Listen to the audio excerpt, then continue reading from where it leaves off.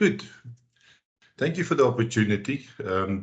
This morning, we will discuss briefly about silage.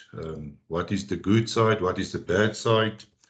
What you need to consider when we speak about silage, and see what we as managers or farmers can do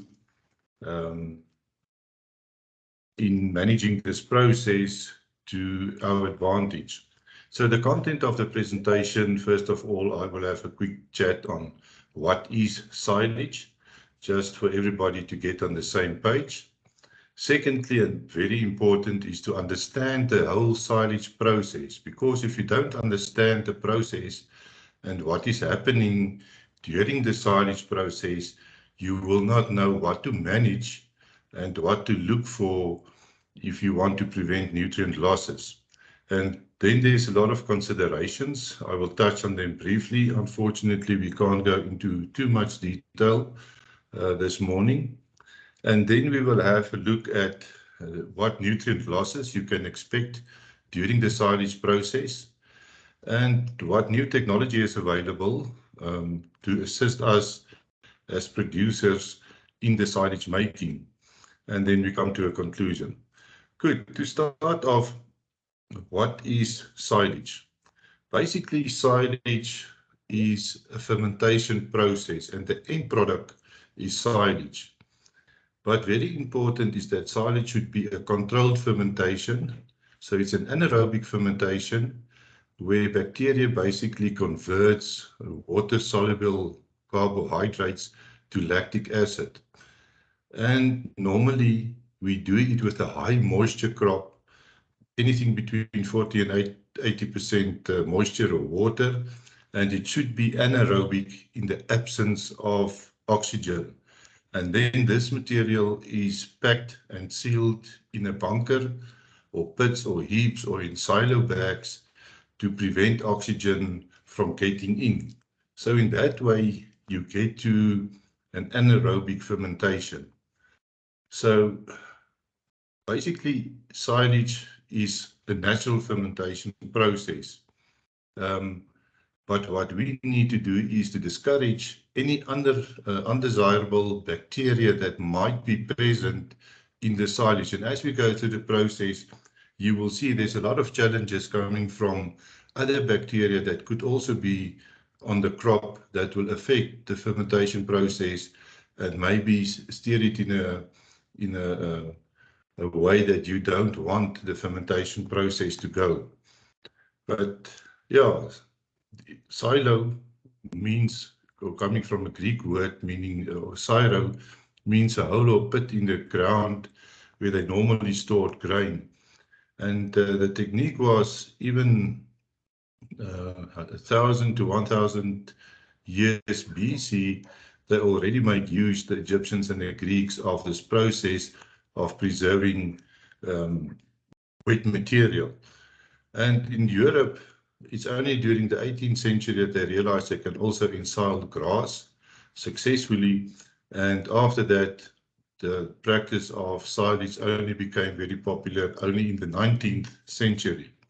And nowadays, it's a very widespread process for preserving wet material. Very important is that there's a lot of considerations and a wide variety of factors that can influence the silage process and the fermentation process. And I will walk through that and try and show where and what for to look and where and what we can change to our favor.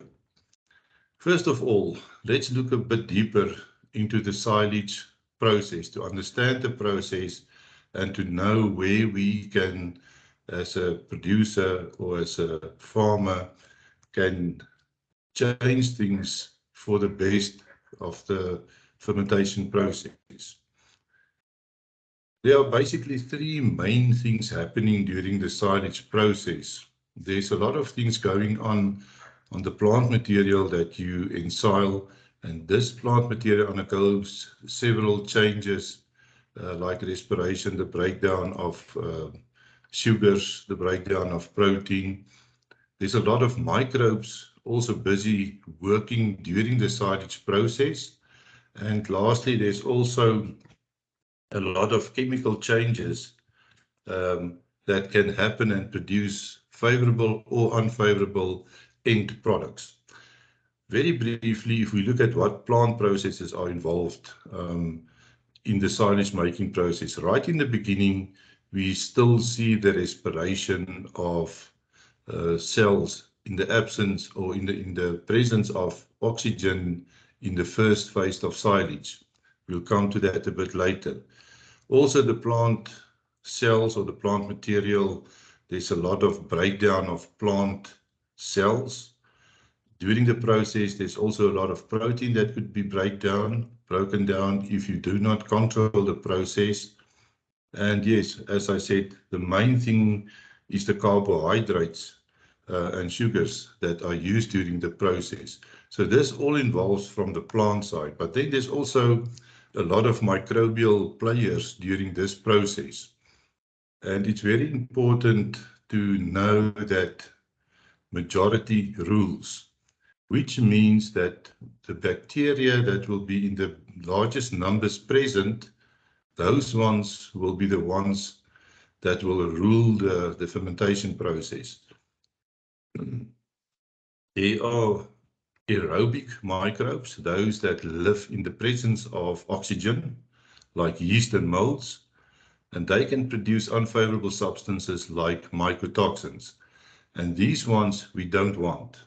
We actually want the anaerobic microbes like lactic acid bacteria that produce lactic acid and acetic acid, and we'll come back to that a little bit later.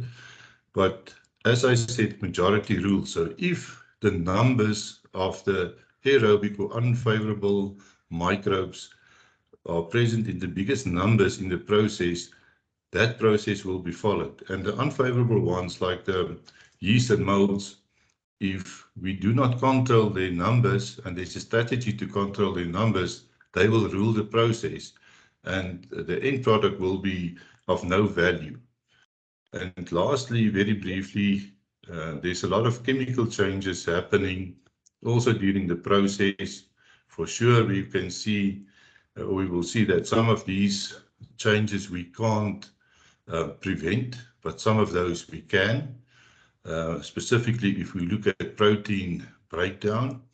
And yes, there's also other chemical processes that could be favorable, like the breakdown of the more undigestible parts like the hemicelluloses. But we'll come back to that, and hopefully at the end, the picture will become clear on what is happening during the process. Okay. Looking at the fermentation process or the ensiling phases, if we look, we normally divide it into 4 phases.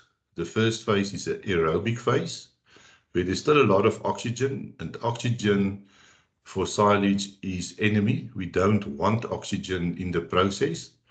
So, but in the beginning, there will be oxygen present, so it's an aerobic phase. Then we go into a fermentation process, and hopefully if the fermentation is basically done well or is preserved then by lactic acid bacteria, that goes into a stable phase and eventually will feed out the product.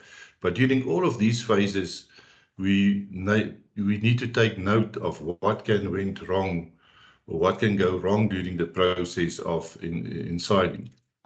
If we look at the aerobic phase in the beginning, as I said, there's still a lot of oxygen present.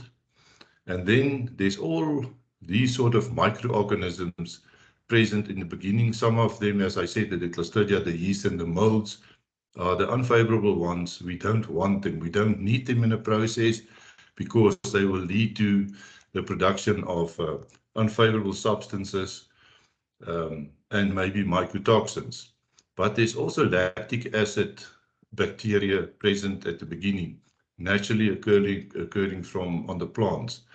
But the numbers, as I said, depends on the numbers, and the majority will rule.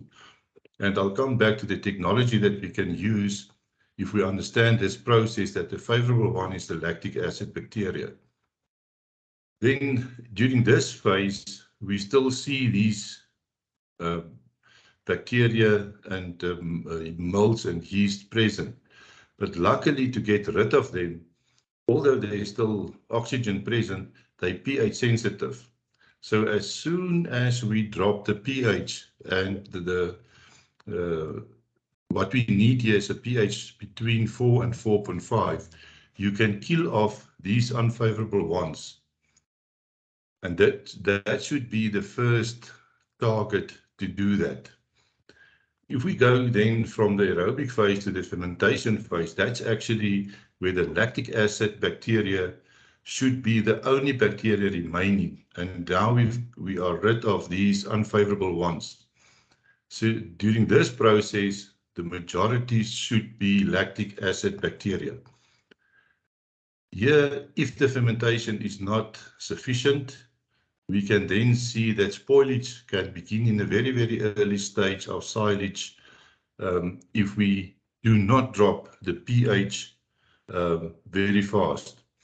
On this graph, and I will come back to the use of silage inoculants, is just to show that if you use a silage inoculant, which is actually live lactic acid bacteria, that you can speed up this process and going through these phases much faster, and you can actually determine the outcome of the fermentation process.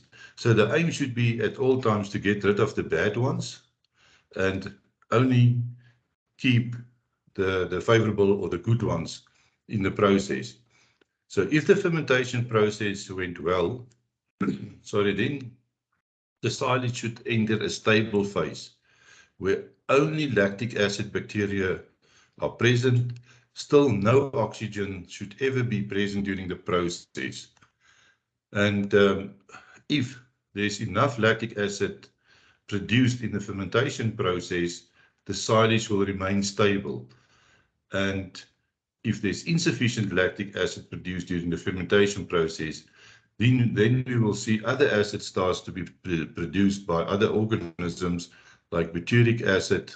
That's a sign of protein breakdown, and you will get excessive spoiling of the silage. And then at last, when we come to the feed out phase, unfortunately, when you open up the bunker, when you open up the silo, when you open up the silo bag, oxygen enters again. And if oxygen enters, you will see again these aerobic yeast and molds that were present in the beginning, that they will start grow again. And if they start to grow again and multiply again, that's where you experience a lot of nutrient losses. And especially in the feed out phase is the period where you will see the most nutrient losses. So now if you look back, you've produced the crop, you've harvested it, you have all the capital invested in getting the product into the silo, and a lot of times people mess up with the feed out process. So if you mess up here, you basically lost all your money and all the investment you made into getting the crop into the silo. And for us, of a specific interest is the formation of mycotoxins. And for the purpose of this presentation, I will not go here. So this is basically a rough idea on the whole process. So there's also a lot of considerations that you need to take. Again, looking back at the process, understanding the process, you need to know what to consider in getting the most favorable conditions for silage making. A lot of plants can be used for silage making. In South Africa, we do a lot of maize, sorghum, even grass, and other silages like lucerne and soya silage are also being produced in South Africa. So basically, it's normally a crop with a soft stem and a pliable stem that is most suitable. So first you can look at which crop. That's the first considerations, and they all have their pros and their cons.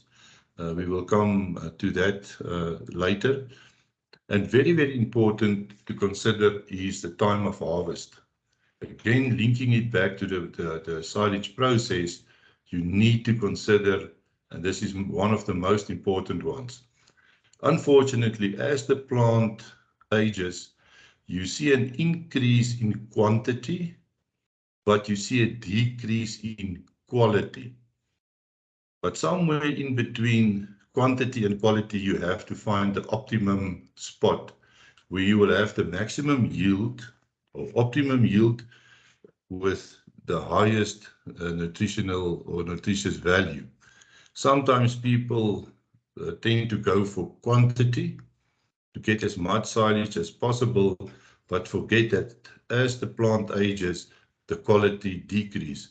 So here is the optimum point where you find the balance between quality and quantity, and I will show you how we basically look when is the best time to harvest. Also very important during the silage making process is the moisture content. A rule of thumb is that you can make silage of any plant material, any organic material, if the moisture is between 35 and 40%, which means that you have a dry matter content between 60 and 65%. So somewhere between those guidelines of roughly, let's say, 40% moisture, 60% dry matter is the sweet point for in silage. If it goes above that, the process will go wrong, and then you will have a lot of Clostridia in the process that can spoil the whole silage product at the end. So very important is the moisture content, and I will show you how we determine that, or how we sort of have a look at it and decided if the crop is ready to ensile or not.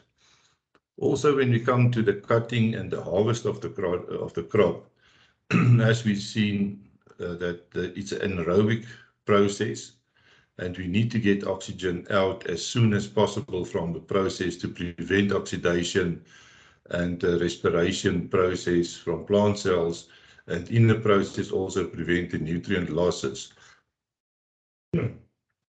But if you harvest and if you cut, we speak about the cutting length. You need to cut or chop the material quite fine, very short, and that helps you to compact, to get oxygen out of the silo and prevent air pockets. So by chopping finer, and the chopping length is quite important, and I will show you some pictures what is good and what is bad. You need really to consider optimum chopping length as well to get good compaction and exclude oxygen in the process. Also, you need to prepare the silo. Sometimes we see old silos of the previous year, the silage and the rotten silage are still within the bunker, and then they start ensiling again. But that is wrong, because in that rotten and the old silage from the previous season, there could be a lot of molds and yeast present that will actually grow in the silage that you do this year. So also pay good attention to preparing the silo, clean the silo, and prevent contamination. As I said, that the majority will rule. Okay, and then filling up the silo, we should do that within 7 days. And also not try to make silage when it's a rainy day, because as I said, the water will carry in oxygen into the bunker. At all times, we need to prevent oxygen and water entering the silo or the bunker or the heap. And we need to fill it as soon as possible. Sometimes you also see farmers making silage over 2-3 weeks, which means that you can't seal off the silo or the bunker as quickly as possible to get to an anaerobic condition to start the lactic acid bacteria fermentation. Compaction, I've already touched on. We need to bring in the material, finely chopped material, compact it with tractors to remove the air pockets and to get an anaerobic condition as soon as possible. And after you've done that, please seal the silo to prevent the re-entry of water and air. And this is a mistake a lot of farmers are doing in not covering up the silo, preventing air and water to enter the silo. And I will show you some pictures as well. What is the outcome of that? And where you fill, where you fill the bunkers, preferably you fill it in a dome shape. So if it rains, that the water can run off on the sides of the bunker or the heap and not entering the silo. And then also what you can consider is applying new technologies. Specifically what is available at the moment is silage inoculants, which is basically live lactic acid bacteria. Again, majority will rules. If you put in a large number of lactic acid bacteria on the product at the beginning of the silage process, it will dominate the process and you will have a faster and a more efficient and controlled fermentation to reduce the losses during the process. And eventually when you feed out, as I mentioned, that is the phase where you will see the most losses. If we quickly have a look at what losses can we expect during the silage making process. Some of these losses is unavoidable, it will happen, but you can sort of limit it. And then a lot of these losses is avoidable, depending on your technique and depending on management practices. And I will run through that very quickly.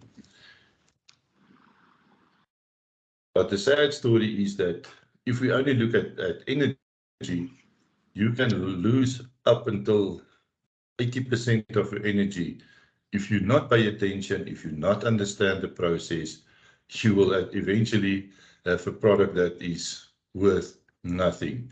So that is why we need to understand the process and try and prevent these losses. So unavoidable losses is in the region of 12%. Depending on the technique, also you can prevent about 12% losses there. And the most ones or the most losses occur during the feed out phase. About 60% of your energy you can lose towards the end of the process. After you've done all the work, invest all the capital, at the end you can lose all your money. If we look at the first two, which is unavoidable, there will be respiration and there will be fermentation losses. But if these losses are more than 10%, it's a sign of bad management and you have to avoid and limit that. And how do we do that? It's again, exclude the oxygen as quickly as possible to stop the growth of yeast and molds, because they are the ones that are breaking down the nutrients. We need to accelerate the speed of pH drop. As I said, we need to get to a pH of 4.5 as soon as possible to prevent these baddies from growing and breaking down nutrients. And at all times, keeping the air and water out of the silo. And again, how do we exclude oxygen? By chopping, shorter chopping length aids in a better compaction. And you need to compact the silo or the bunker during the silage making process, when you start right through the process, every day, every hour, you need to compact to get it as hard as possible and to exclude oxygen. And to accelerate the pH drop, we need to encourage the growth of lactic acid bacteria. And for that, we need to make sure that there's enough substrate for them to grow on. And that is the water-soluble carbohydrates.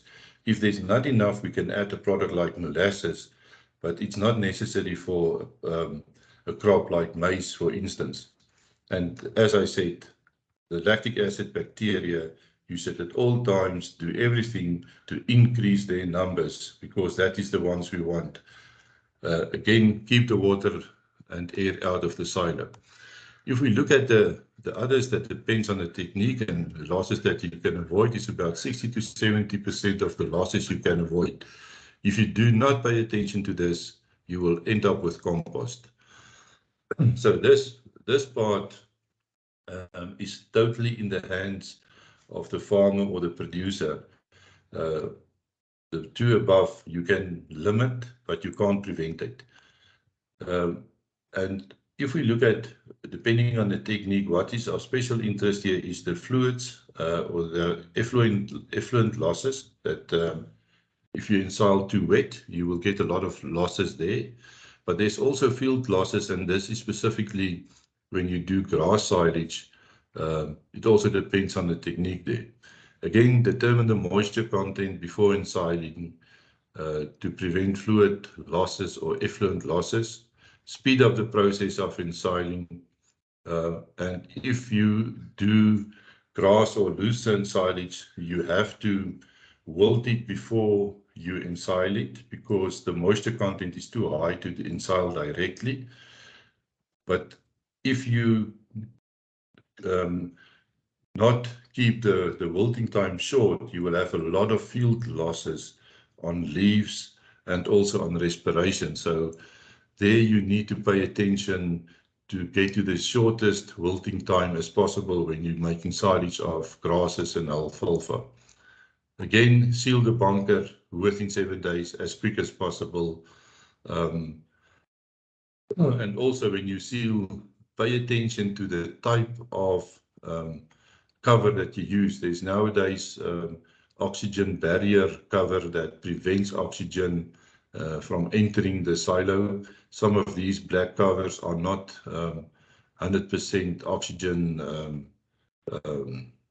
What is the word I'm looking for? They will still allow oxygen to enter. I can't get the word there. But so pay attention in sealing the bunker. And for me, one of the biggest things that people do wrong is during the feed out phase, when they open the bunker and oxygen enters the bunker again. And there you get a lot of losses up to 60% you can lose there. Again, you have to pay attention to get as much as possible lactic acid bacteria, but also you need a little bit of acetic acid to prevent the aerobic stability. Acetic acid specifically is very important for aerobic stability. And acetic acid is being produced by the lactic acid bacteria, but only certain strains of lactic acid bacteria produces acetic acid. And that's why I said that the use of silage inoculants, which is a mixture of different lactic acid bacteria, you can select strains that also produce acetic acid. And that will help you during the feed out phase to keep your silage stable and prevent aerobic losses there. Also, people tend to not feed out the silage at a great speed, and you will also get losses there. So you need to increase your feed out rate to get. You have to remove a certain part every day, because the face of the silo or the bunker is exposed to oxygen, and that's where you will get the mold and yeast growth that will eventually produce mycotoxins or further use the energy that is in the silage or the sugars, the remaining sugars that is in the silage, and then you get a warm up of the silage that shows you that there's a breakdown of nutrients. And what you can do here, as I mentioned, is to use a specific inoculant, and it's a combination of a homo and a heterofermentative bacteria. I will show you quickly later what is the difference between the two. As I said, some of them only produce lactic acid. Hetero means they produce lactic acid and acetic acid. So the combination of these two can have a great benefit in preventing feed out losses. So what is, to summarize, if you ensile to wet, when you have more than 70% moisture, you will have losses. I'm not going to repeat all the losses. If it's too dry, you have problems with compaction, and then you have to consider chopping the material finer. So you have to go to a shorter chopping length to get a better compaction and to prevent the yeast and fungi from growing. So the optimum again lies in between 30 to 35% dry matter and 65 to 70% moisture. Some pictures. When you ensile and you take the material and you squeeze it between your hands and you see these little droplets, that's one way to determine, stupid way to determine the moisture content. Then it's too wet. You can determine the moisture also in a microwave oven. I haven't showed the process here, but I can tell you if there's some interest in how to do that. I can also give you the process how to test in the microwave oven. But if you see this, it's too wet, which means that when you will compact the silage, you will see this effluent going out, and they carry the soluble nutrients. So you will lose much of your highly valuable nutrients when you ensile too wet. And normally, if you ensile too wet, if you look at the effluent produced per ton of silage, you will see anything between 15 liters produced per ton of silage, effluent loss, liquid that is lost within the first 10 days. And you will normally see this sort of thing, that you see the effluent running out. This shows a lot of nutrient losses. This is also very corrosive because it's acid, and it also has a pollution effect on the environment. Going back to maize, which is the crop that has been used the most for making silage, judging by the eye again, we speak about the milk line. If you look at the corn here, you see a light yellow and the darker yellow line, and that is referring to the milk line. It begins at the top and it moves down. So when it gets to a stage like this one, and that's normally half to 2/3 milk line, you can see on this picture as well, that is, judging by the eye, the optimum stage where you will get the optimum quality and not the maximum quantity. So that's the sweet spot I referred to in the earlier slides. So looking at maize, that's one way to check when you will see that. And normally you will also start seeing this dent on the back of the side of the corn cob, indicating that it's ready to harvest. People tend to harvest too soon and they lose a lot of especially starch if they harvest or ensile too soon. Also, I said that we need to close the silage or the bunker within 7 days. You need then to consider the moisture content, and people tend to start either too late or too soon.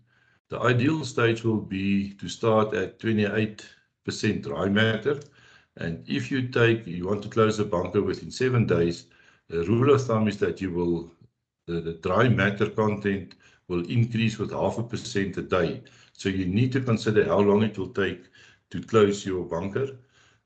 So at the end, if you finish over a period of 7 days, you will end up with a dry matter content of 38%. Sometimes people start too late and they end up with a too dry material on top of the bunker, on top of the silage, that is very difficult to compact and exclude oxygen from the bunker. Also, you need to have a look at the grains in the silage. You have to break it open for the lactic acid bacteria to enter. Otherwise, you will get an insufficient fermentation. So also pay attention to that. And these big silage choppers do have what they call corn crackers. And they basically crack the corn. It's two rollers that the grain when the silage went through or go through, they crack or break the corn open. Then you also see this sort of thing where you can't even see one grain kernel, and you see these long strips. You will really struggle to compact this material, and that's why chopping length is one of the critical things if you want to compact and exclude errors as soon as possible. This material will not compact easily if it's not finely chopped. Very quickly referring to grasses and small grains, the optimum silage period is the soft dough. When you press on the seed, you will see this looks like a little ball of dough popping out. So that's one way to look at the optimum in silage phase for small grains and grasses. Cutting lengths, and this is only a general guideline, grasses between 6 to 8 millimeters, maize normally between 19 to 25 millimeters. And this unprocessed and processed means if the grain is broken or not. There's also different guidelines there. And small grain between 10 to 12 millimeters. And you see normally that these small grains are very difficult to compact, so you have to chop them a bit finer. So this is general guidelines. I'm going quickly through that. I'm going to skip this. And then coming to the covering and the sealing. And this is one thing farmers tend to neglect. You really have to cover it. And not only on the sides. Normally you see people only setting these tires on the side. And if you visit the farm, you see the covering flapping in the wind, which is a sign that air is going underneath the cover and it will enter into the pit or the bunker. So really, if we say seal properly, it means you seal it for no oxygen and no air to enter. And yes, if you visit the farm and you face the bunker, I can tell you the silage bunker has no secrets. It exactly tells you about the process, about the compacting, about what happened, and if the silage process was optimal. And you see these sort of things on the farms.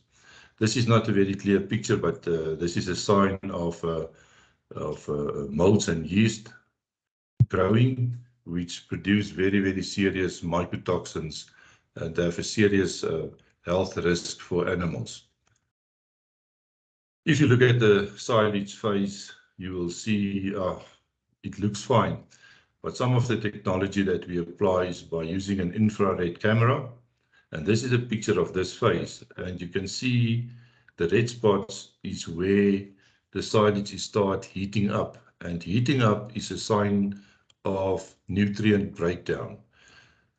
If you see this, again, you can start asking questions. Why do we see this? Is there air pockets in the silage? What is the reason for this? Or is the silage unstable upon opening? A picture of a very bad managed silage phase. You don't want to see this sort of things. These loose silage lying here, for sure, they will heat up. And that's the period where you will lose a lot of the nutrients. You don't want to see this. What you want to see is a clear silage phase where it's cut off clearly to prevent oxygen entrance into the bunker. So managing the phase of the silage bunker is extremely important during the feed out phase, where you can lose up to 60% of your nutrients. And also the speed of removal. As soon as you open the bunker, oxygen enters from the phase into the bunker or into the heap. In summer times, preferably, you have to remove at least 45 centimeters a day, because oxygen goes in and it will start heating up. In winter times, while it's cold, you can remove at a slower rate. But managing the silage phase is very important, and this you need to prevent loose silage lying around because they will heat up and you will have a lot of nutrient losses. I'm going to skip some of this. So if we speak about silage quality, it's not only about the protein and the energy. There's a lot of things that you need to consider and that can go wrong. That's why you need to understand the process. That's why you need to know where and how you can interfere with the process and start to regulate the process. I think after this one, I'm going to stop here because to allow some time for questions. But normally when I ask people, do you think that ensiling improve the nutritional value of a crop? People tend to think that, yes, if you ensile a crop, you improve the nutritional value. But we've seen now through this presentation that along the way, there's a lot of places where you can actually lose a lot of nutrients if you not pay attention to the process and if you don't understand the process properly. So yes, silage, nutrient losses silage making goes hand in hand with some losses. And that's called shrink. And if you make the calculations, the more shrink there is in your silage, you have less silage available, and it's also of poorer quality because you've lost most of your valuable nutrients during the process if you don't pay attention to that. Very quickly on this one, I mentioned the use of silage inoculants, and that's a new technology. As I said, you need to control the process, and you can only control it if you apply a silage inoculant, which is a live lactic acid bacteria and specific strains that will produce lactic acid as well as acetic acid. And there's a lot of companies dealing with this. So we're also dealing with the silage inoculants. But the main benefit is that you get a faster and a more efficient fermentation, and you can control the process by using silage inoculants during the fermentation process. As I said, there's two main groups, the homofermentative ones that only produce lactic acid, and the heterofermentative ones that produce lactic acid and acetic acid. We need as much as possible lactic acid for the process or for the silage to be stable and prevent the baddies. But we also need a little bit of acetic acid when you open up the silo to prevent the heating up and aerobic instability. So normally you will see companies using a combination of either the one or combinations of the two. I will rather prefer a combination of the two depending on which material you ensile. But this is really a technology that you can apply during the process, going back to what I said, the majority will rule. And if this is the majority of bacteria that you put onto the silage, they will rule the process, and then you can regulate the process and you get rid of the baddies.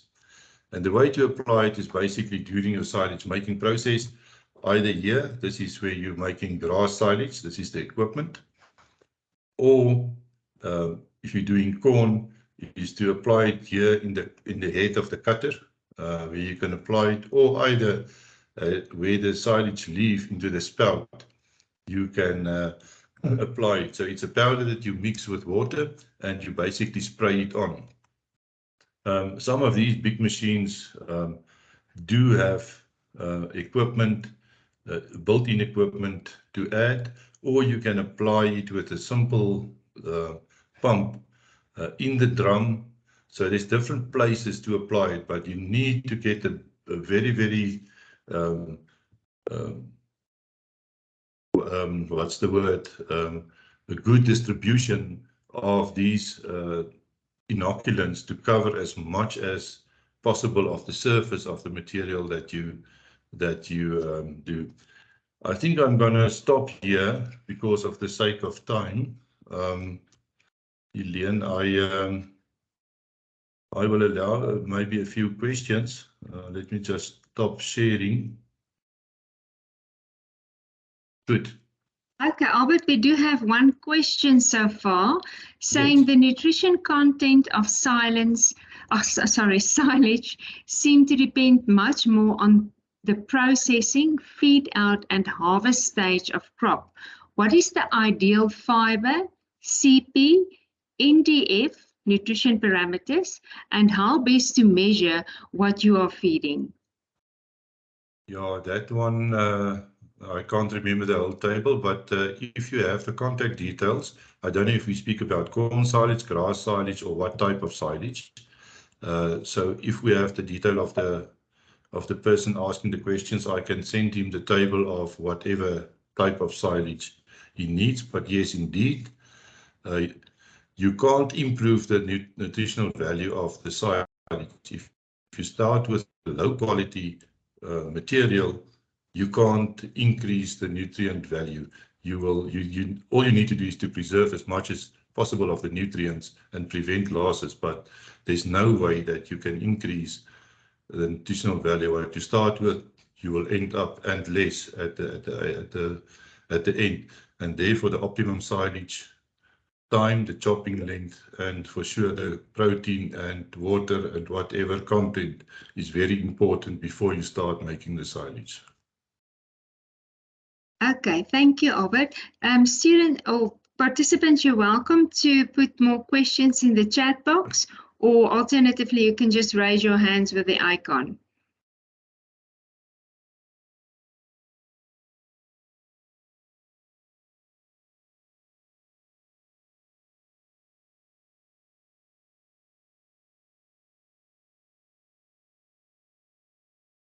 Doesn't seem like that. Maybe everybody is confused or understand properly. You had a perfect presentation. Okay, what will be the ideal time to open the silo after ensiling? Yeah, if you look at the silage process, and I know there's a dispute on when to open, but it's specifically in among companies that are dealing with the silage inoculants, they say that you can open the silage within 2 weeks. And the reason why they're saying that is because of these lactic acid bacteria can speed up the process of fermentation, and you get to a lower pH and a lot of lactic acid production at a much earlier stage. So that is true, but according to my experience, the silage will not be stable if you open it too soon. At least 4 to 6 weeks is my recommendation to get to a stable silage. Nothing will happen if you open it after 1 week or 2 weeks, but the process will not be complete and it will not be stable. You will have more losses if you don't manage the face of the silo well if you open up too early.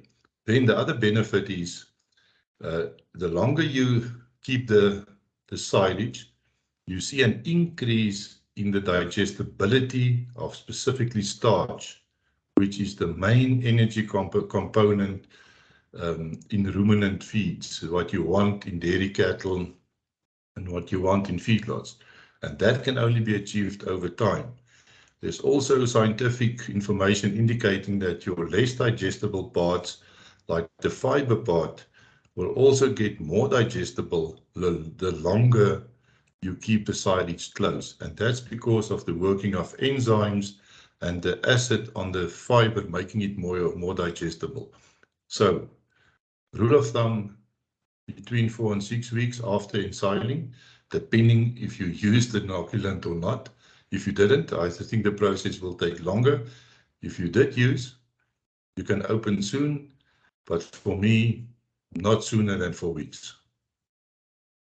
Okay, then we've got a comment here saying this presentation is fantastic and I've learned a lot. So thank you for that, Albert. Then we've got a hand from Mr. Swartz. You can unmute and then just ask your question. Good morning, Albert. Can you hear me? I can hear you. Good morning. Thank you for the presentation. It was really nice. I just have a question. When it comes to the main goal of silage, I understand the whole process that the lactic bacteria produces a lot of lactic acid and acetic acid. Is the main goal of silage in the fermentation process to increase the concentration of these acids in the feed, or is it to make it more absorbable when the animal consumes the feed, seeing that the rumen microbes doesn't have to do the job anymore because it's already done? So I just want to understand, does your concentration of these acids increase while it's in the bunker, or is it more for the absorption while the animal consumes it?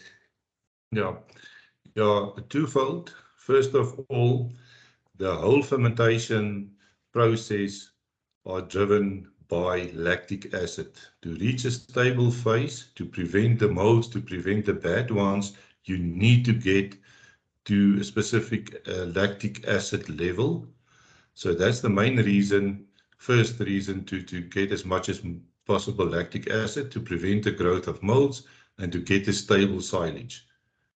That is the main aim why we're looking at lactic acid, acetic acid for the feed out phase to prevent heat up. Yes, for sure. If you look at the animal side, the animal can use the lactic acid as an energy source. So it will not harm the animal, but the aim of silage is not really for the animal. It's to preserve the silage is your main aim, with the minimum nutrient losses, and then the animal will benefit. But the end products of fermentation, the animal can for surely use as an energy source in production. I hope it answered your question. Yes, thank you very much. Okay, then we have another comment saying, very practical approach and presentation for a very important process in veterinary dairy practice. So thank you for that. Then another question, in terms of cost and value, which storage is better? Pit, bags, etc. What's the best? I've expected that one. It's also a big debate. I think depending on the size of your operation, you should consider using either bags or silo bags. I haven't showed the picture or the slide. You tend to get, it seems that you get less losses in silage, silo bags and in round bales than in pits or bunkers, covered or uncovered. So there's definitely a benefit in that.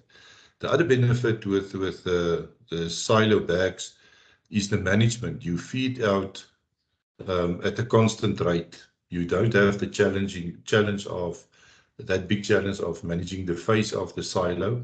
And even with round bales, you use a bale a day and that's it. So you don't have that challenge. For building bunkers, it's quite expensive. It's capital intensive. You need to consider tractors compacting. There's a lot of other capital that you have to invest. I don't have the exact figure, but with the silo bags and the round bales, you don't need that capital investment, and you have a lot of savings on the labor side. But I think you need to make the calculation, and I think it will be largely depending on the size of your operation. Should I invest in a bunker? How big? For how many cows? Or will it make sense rather to go to silo bags? And the process is much easier. So it's not a straightforward answer which one is the best, but for sure nutrient losses seems to be less in silo bags and in round bales. Okay, and then how best can one measure the DM content of maize silage to get an accurate figure? Okay. I said that I haven't showed the process in a microwave. I can also share that, Helene. Just remember me to send the whole technique and we can send it out. You can take 100 grams of silage when you cut. You take a 100 gram sample, you put it in a microwave oven with a cup of water for 2 minutes. So you weigh 100 grams, you put it in a microwave it for 2 minutes, weigh it again, put in a a cold cup of water again, and you keep on repeating this process 2 minutes, 1 minute, 1 minute, 1 minute until you get a constant weight. And then you deduct the beginning weight and the end weight, and then you can, what is lost is the water. That's a practical way that you can determine the moisture content and know that you have to get not more than 75% moisture. So that's a practical way to determine. Otherwise, looking at the milk line, a bit experienced eye to determine what is the optimum process. But the microwave works easy, but remember to put in a cup of water, otherwise you will mess up your wife's microwave or your mother's microwave, and I think she will be upset following the correct procedures there.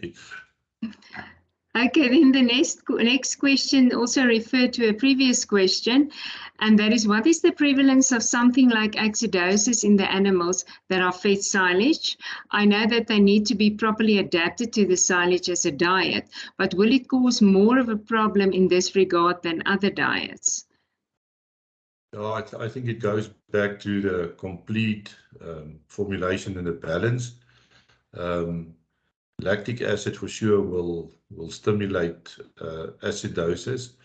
But yeah, if the animals are adapted, you can actually keep animals in 100% silage without anything else. But yeah, keep in mind to adapt the animals and always keep to a proper balanced ration. Okay, and then it seems as though this is the last question. For how long, oh, not the last question, but for how long can you keep silage unopened and still have acceptable feed quality? Yeah, I've seen silages, bunkers covered for more than 10 years. And as I said, the longer you can keep it, you will definitely have a positive effect on starch digestibility and also the digestibility of other components will increase. So as soon as you keep, for as long as you keep oxygen and water out, that is the enemy. It's like pickled onions. It will keep forever or for many, many years. And the longer you can keep it, there's also benefits in keeping it for a longer period of time. Okay, then what is the maximum kilograms you can feed maize silage to a milking cow as far as an effective fiber is concerned? Yeah, the thing is with silage, you need protein. Specifically with maize silage, it is a good energy source, but it's lacking protein. So you have to always balance that with other protein sources. But there are methods that you can, some European countries only use maize silage as the only feed source, but keeping in mind the protein content, and then it will also depend on what other roughages you have available, and you can play around with the chopping length. If it's the only roughage you had of the only product, you need to chop it a bit longer to get a sort of effective fiber stimulation. Okay, thank you, Albert. You've got some thank yous here as well. So thank you for your presentation. It's been very insightful. And also based on all the questions, I think the attendees also found it very interesting. And well, you've got some more thank yous here. Okay, so thank you, Albert. Thank you for your time and all your effort in preparing this presentation. Please send all the questions you can forward to me, Leon, and I will answer it if the ones that we didn't have a chance to answer now. Okay, you're welcome. I'll do so. Thank you. Okay, Enjoy the thank rest you of very your much. webinar. Thank you. Thank you. Bye-bye. Bye-bye.